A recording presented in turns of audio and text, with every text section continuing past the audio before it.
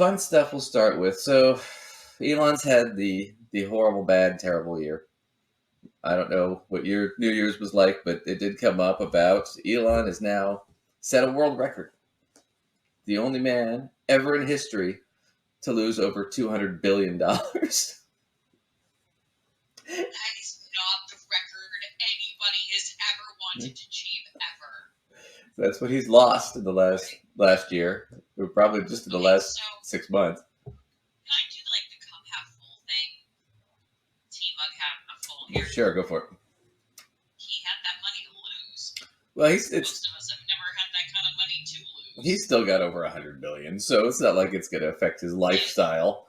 But seriously, he's not going to have to buy the cheaper bread. No, I know, but it's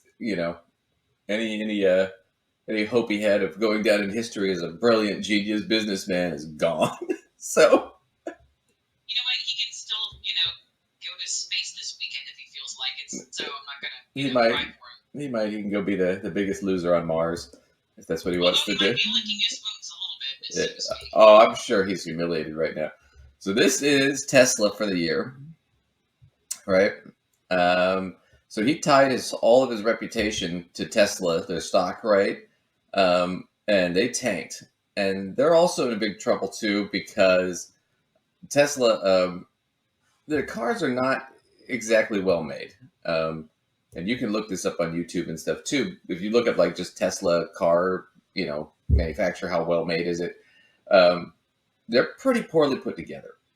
For as expensive as they are, you would think they'd be really well made, but they're like things like are not high quality. Well, haven't they done like a certain amount of like recalling of quite a bit Tesla cars or parts or et cetera, et cetera? Yeah, part of the reason they were able to get away with it so long, and we talked about this before, is the idea they had a monopoly on electric cars for the most part. For a long time, you couldn't get an all-electric car unless it was a Tesla. That's all going to change now.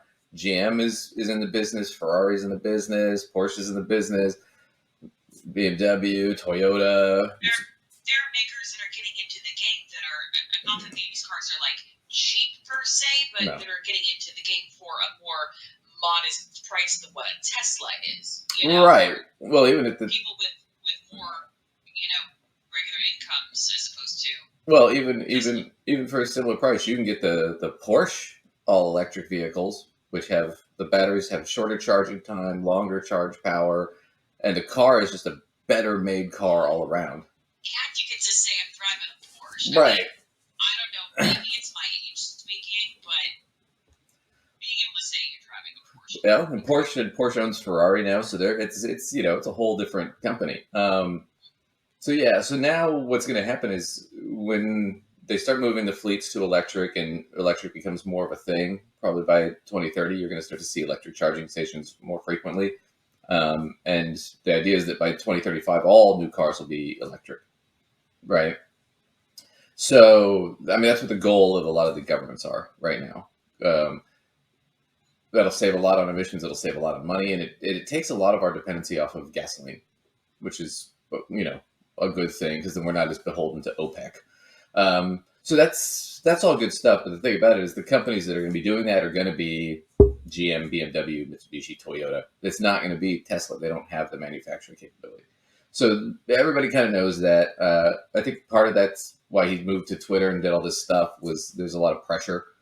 And the problem is that he hinged everything to his ego and his reputation, which as a CEO you never want to do. In fact, as a CEO, you barely want to be seen.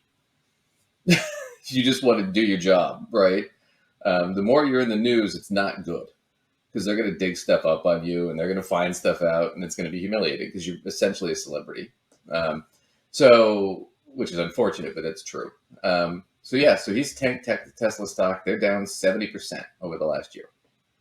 So I don't know about his shareholders, but I doubt he's going to be the CEO of Tesla much longer. I bet you they'll vote him out. As far as Twitter goes, You heard that prediction first here. Let's see if Duncan looks into his crystal ball. Well, here's the other thing. See in the future. Well, here's the other thing too. Remember, he ran a survey on Twitter. Should I step down from running Twitter? And the mob came back. It was horrible. And the mob came back, and what did they tell him? Yeah, you should. And he still. Because I'm going to make my major life decisions on the basis of a Twitter pool of people I have never met. Right. Well, on top of that fact, it's like, what did he think was going to happen? Of course, they were going to vote no. Yeah, those are Twitter users, not Twitter shareholders. It's not like he's being like, hey, I'm going to take a poll of the Twitter shareholders. Should I step down? I could give him some like, wow, that's crazy to do that, but it makes sense. But the Twitter users, I think he's the primary shareholder of Twitter, though. Anyway, so there was that. So he still hasn't stepped down, even though he said he would. And it looks like he's going to lose his position at Tesla. So he'll still have SpaceX, I guess, which makes no money. But anyway, in his infinite wisdom, he pulled a lot of bans off of people. One of the guys he pulled it off of was Andrew Tate. Andrew Tate had a 5-year ban for saying some pretty horrible things on Twitter. Do you know who Andrew Tate is? Well, aren't you lucky? Got nothing. Andrew Tate. It doesn't seem like I'm missing a lot. All right. Yeah, Who's this, Mr. Tate? He describes himself as a misogynist. He thinks women are property. He's got a lot of like how to pick up chicks and manipulate women kind of stuff, and he's one of those creepy guys, right? And he's made a lot of money doing that. But here's where things got really, really funny. So, I'll pull this little New York Post article. So he gets back on Twitter. The first thing he does is he attacks Greta Thunberg. You know who she is? She's a famous climate activist from Europe. But yeah, so. Okay, so now we're attacking climate activists? Okay, well, she just turned 20 this week. I think it was January 3rd was her 20th, but she was 19. So he sent her this sort of troll message about how he has these 33 luxury cars and how much emissions they emit and how he's destroying the environment. And then he ended the tweet saying to her, at her directly, please provide your email address so I can send you a complete list of my car collection and their respective enormous emissions. So here's a guy in his... Like, why are you doing all of that? Well, yeah, so here's a guy in his mid-30s, and he's attacking a 19-year-old climate activist. It's like, okay. This is like a special breed of ridiculous. Well, plus, now... No life. I know. Well, it's funny. So, my whole thing is this. Is like, well, Duncan, Lacey, what does that have to do with finance? Well, it's a risk-reward scenario, right? What are the rewards of you being a 30-something-year-old man, 35-year-old man attacking a 19-year-old girl on Twitter? The reward is what? You win? Right,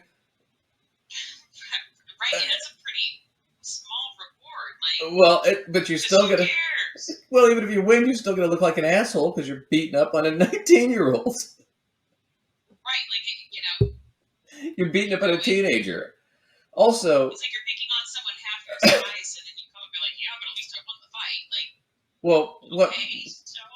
Well, okay, but what's the risk? So the reward's not very good. So what's the risk? The risk is you look stupid, and then you got your ass kicked by a 19-year-old. That looks bad, right? And let's face it, if you're over 24, you are not as cool as a 19-year-old kid is. It's just... So the odds of you just looking like a total idiot really are high.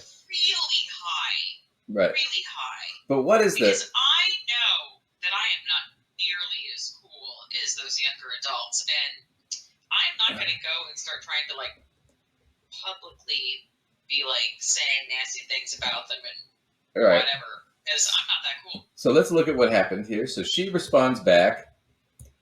This is last week. She responds back, yes, please do enlighten me. Email me at smalldickenergy@getalife.com. And then his first response was, how dare you? He was all hurt. And then he sent another response later on. So this was his initial tweet. Now, he sent another response later where he's eating a pizza from a place called Jerry's Pizza. Jerry's Pizza is in Romania. And you ask yourself, Duncan, how would you know this? Well, we didn't estimate the risk on this properly, Lacey, because I know this because he got arrested in Romania that same day. In a police raid, he got arrested with his brother They were doing. They got arrested for sex trafficking women. Yep, illegal slave trade, and a bunch of counts of rape. So he's Shut the front door. so he's looking at doing life in prison in Romania.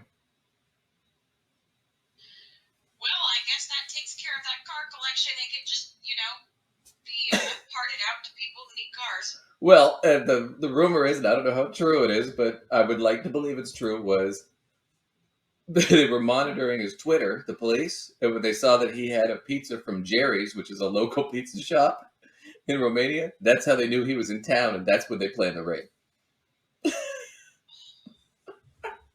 Because they were waiting for him to be back in town to arrest him.